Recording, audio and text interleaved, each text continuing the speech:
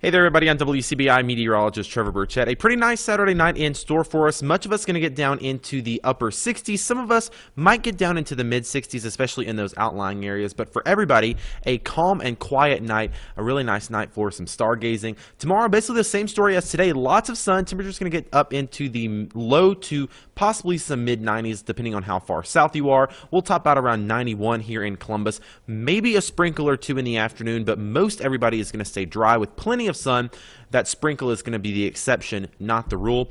And for your Labor Day, looking forward to that day off for a lot of us. 92 for a high. Again, great weather, but it is going to be a little warm, but I think that will be fixed with a quick dip in the backyard pool. I don't think anyone will complain about that. Now, obviously, all eyes right now are out in the tropics. Hurricane Dorian still churning along. Here's a look over the last 6 hours. An absolutely mean storm. Take a look at that motion swirling around the eye.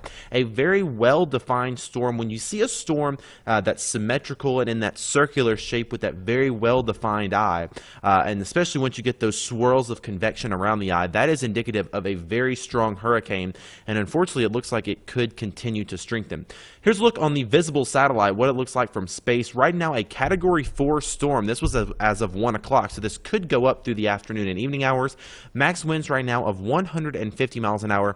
Gusts could be even higher than that. Moving due west right now at 8 miles an hour. Of course, that would put it right in the path of Florida.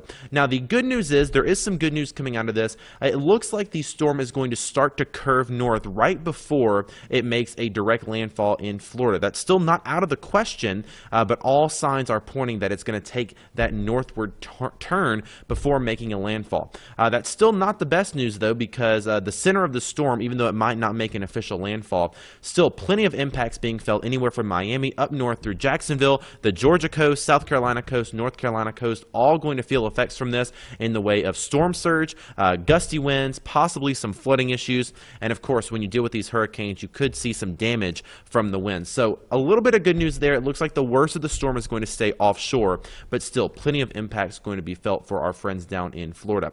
Here's a look at your AccuWeather 7-day forecast. The good news for us is no impacts in the way of hurricanes here. We're going to stay pretty dry for the next 7 days, maybe a spotty chance for a shower or two here and there, but lots of sun and staying warm through the middle of the week. We do get a little bit of a cold front come through on Thursday, and that's going to help to keep us a little bit cooler and a lot less humid for Thursday and especially Friday. I think Friday could be the best day of the summer so far.